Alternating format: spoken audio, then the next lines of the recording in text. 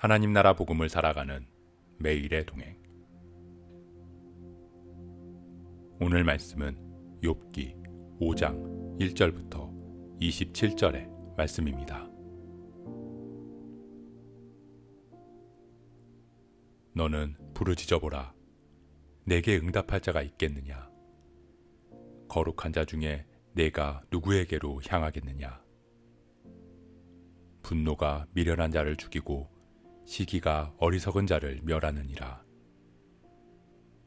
내가 미련한 자가 뿌리 내리는 것을 보고 그의 집을 당장에 저주하였노라.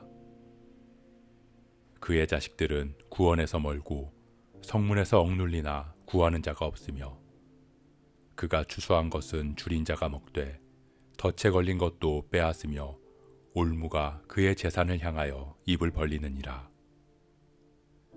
재난은 티끌에서 일어나는 것이 아니며 고생은 흙에서 나는 것이 아니니라. 사람은 고생을 위하여 났으니 불꽃이 위로 날아가는 것 같으니라. 나라면 하나님을 찾겠고 내 일을 하나님께 의탁하리라.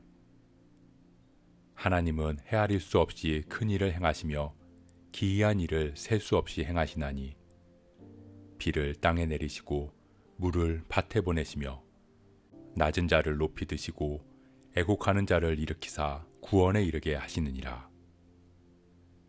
하나님은 교활한 자의 계교를 꺾으사 그들의 손이 성공하지 못하게 하시며 지혜로운 자가 자기의 계략에 빠지게 하시며 간교한 자의 계략을 무너뜨리심으로 그들은 낮에도 어두움을 만나고 대낮에도 더듬기를 밤과 같이 하느니라.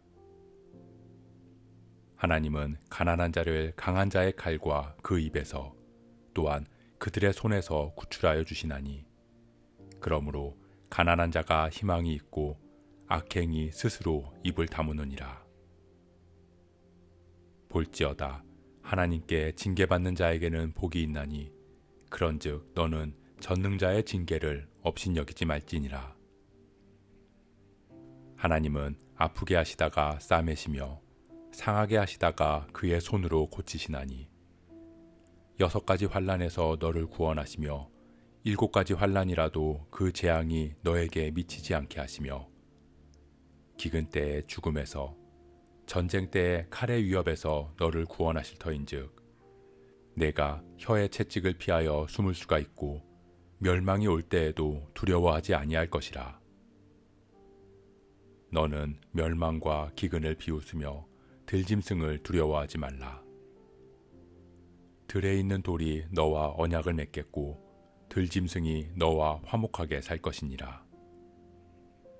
내가 내 장막의 평안함을 알고 내 우리를 살펴도 잃은 것이 없을 것이며 내 자손이 많아지며 내 후손이 땅의 풀과 같이 될 줄을 내가 알 것이라.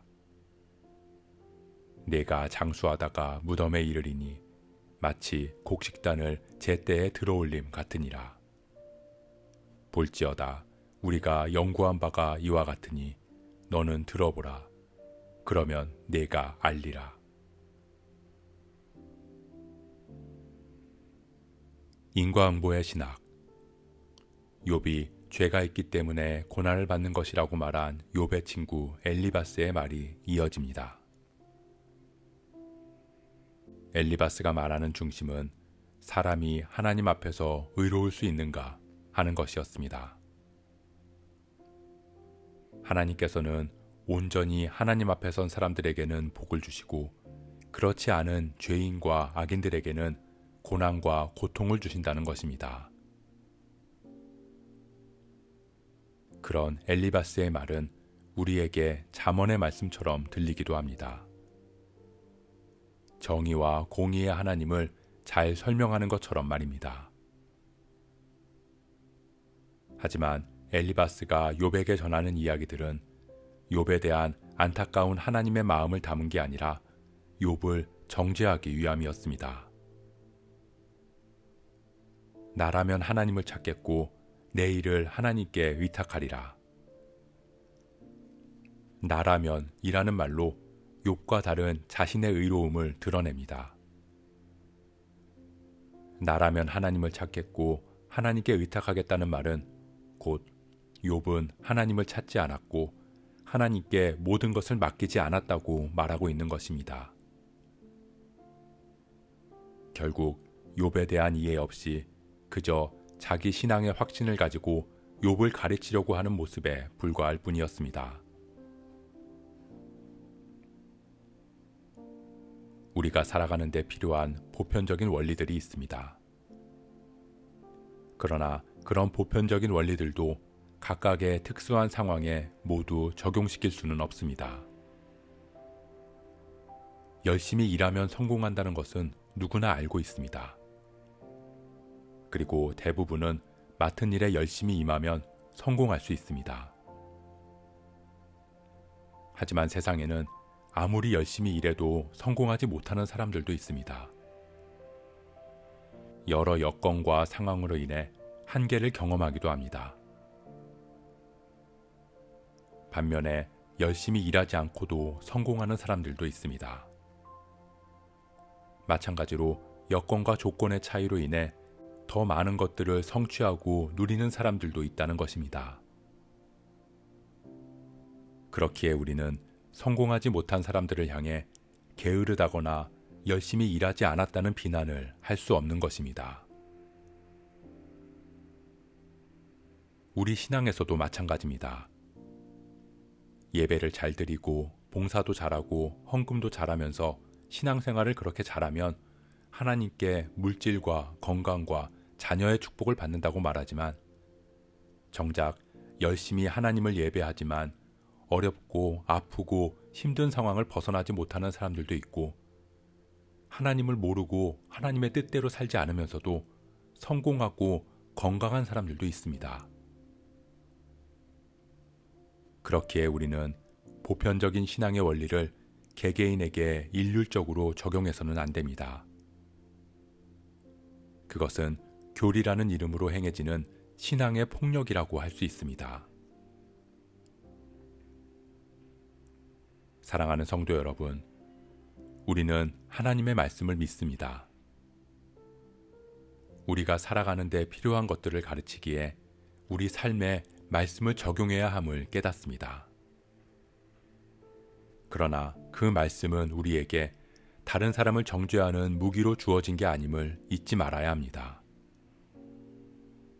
말씀을 전할 때 아무리 좋은 말씀이라 해도 그 안에 사랑이 빠져 있다면 그것은 그저 울리는 꽹과리에 지나지 않을 것입니다. 모든 하나님의 말씀은 우리를 향한 하나님의 마음과 그것을 전하는 우리의 사랑이 담겨 있을 때 생명력을 가지고 다른 사람을 회복시키고 돌이키게 하는 역사가 있을 줄 믿습니다. 우리가 진리의 말씀으로 사람을 죽이는 것이 아니라 사람을 살리기에 힘쓰기를 소원합니다. 그렇게 내 경험으로 다른 사람을 판단하거나 정죄하지 않고 말씀을 통해 오직 하나님의 사랑을 전하며 살아갈 수 있는 저와 여러분 되시길 주님의 이름으로 축복합니다.